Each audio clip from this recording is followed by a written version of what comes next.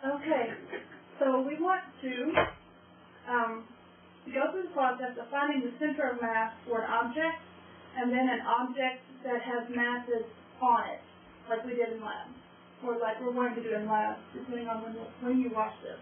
So if we have a three-dimensional object, and all of our three-dimensional objects that we find the center of mass for will be regular objects. They won't be strange shapes. They'll be geometrical shapes that you know. Okay. But if we have a rectangular solid, like a meter stick or a ruler, and we want to find the center of mass of that object, essentially, assuming that the material is evenly spread out throughout it, we want to find the center of the longest side and the center of the two shorter sides. And at that point, at those centers, will be the center of mass of the entire object. So the center of mass, the long way is about right here. Center of mass up and down is about right here, up that far. And center of mass here is about right there. So visualizing this three-dimensionally, we have a point right in the center of that object, in the middle, where it's between these 2 points, and I know I'm a little to the right, I think, on that point. It's halfway between the top and the bottom, and it's halfway between the front and the back. That is what we call the center of mass. So for a solid object, there's no calculation involved in finding the center of mass. It's just taking half of those lengths, if you consider that a calculation. Okay. So once we have that center of mass, we can actually visualize that we could take this entire object, the entire mass of this object. So if this beam or if this ruler weighs, let's say, 50 grams, that entire mass could be symbolized by taking that mass and putting it at this point. Okay. So this entire object can be visualized as taking a point and saying it weighs 50 grams. Okay. So we can visualize a three-dimensional object as the entire mass at its center whenever we use these for dealing with forces. Okay. So if we have a beam and we want a beam, a ruler, any three-dimensional object, and we want to find the center of mass when we add masses, when we add weights. We want to find that using mass. Okay. Let's say we add 2 weights to this, and I'm going to need to put some measurements on here. Let's say this is 0, the very edge. So this is 100, just to make the numbers easy. And I have the center of this one at, let's say, 10. And the center of this one, let's say, is at 80. Okay, and this will make all of these centimeters.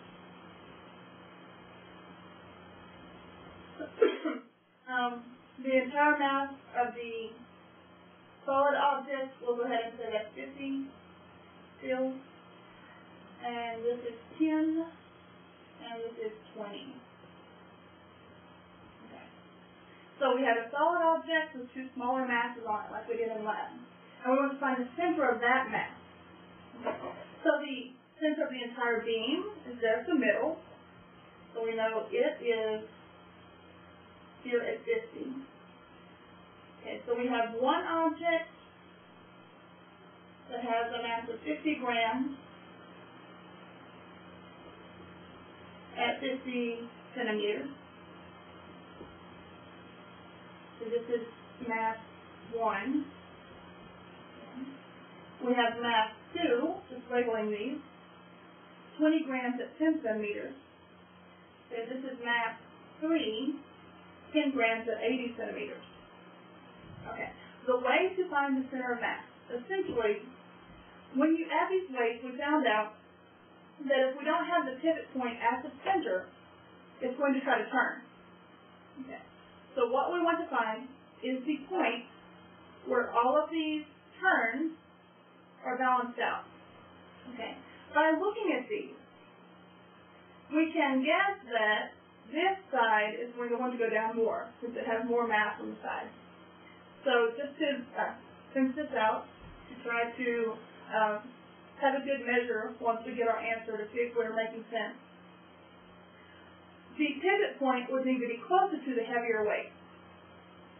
Okay, so what we're going to do, we want to know what one mass at what location up would balance all of these other masses, or what push at one location up would balance all the other masses down. Okay. The way to do that, step one, pick a reference point.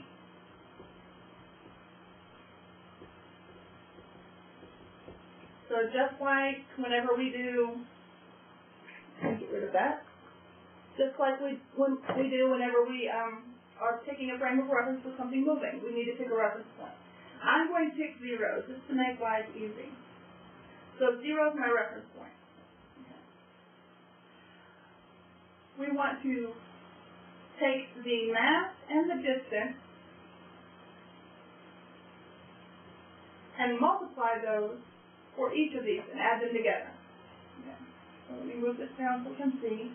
So mass 1, distance 1 from the reference point plus mass 2 times distance 2 from the reference point plus mass 3 times distance 3 from the reference point.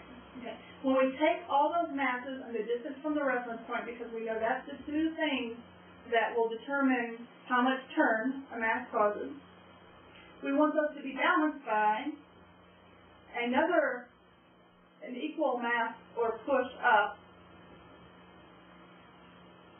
So we'll say mass total, and it's going to be at some distance from our reference point. Okay. Now the only thing we don't know is this distance. We know the individual masses. We know how far they are away from the reference point we picked. We can find that if we didn't pick 0. And we can add up all the masses to find the total mass. Okay. So when we put these numbers in, we should be able to easily solve for this place where that total mass up, where that pivot point should be. Okay. So mass 1 is our beam that is centered here at 50 centimeters. So 50 grams, 50 centimeters, plus 20 grams, 10 centimeters, plus 10 grams, 80 centimeters. And that's to be balanced by the total mass, so 50 plus 20 plus 10, the total mass of all the objects pushing down on the pivot point, 70, 80 grams at some distance. Okay. So 50 times 50 plus 20 times 10 plus 10 times 80, we want to divide that by 80. My calculator is MIA. So let me just print this out.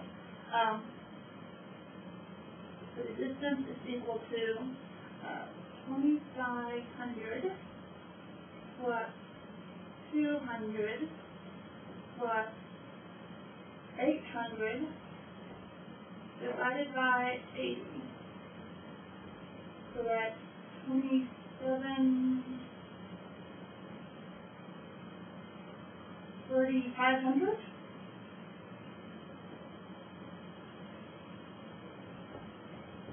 Divided by 80 will give us the distance from the pivot point that we should, the distance from our reference point that we should place the pivot point. 8 into 360. 8 times 4, 32, 43 point something. Okay. So like we said, our pivot point will be closer to our reference point than the original center, which we said should make sense.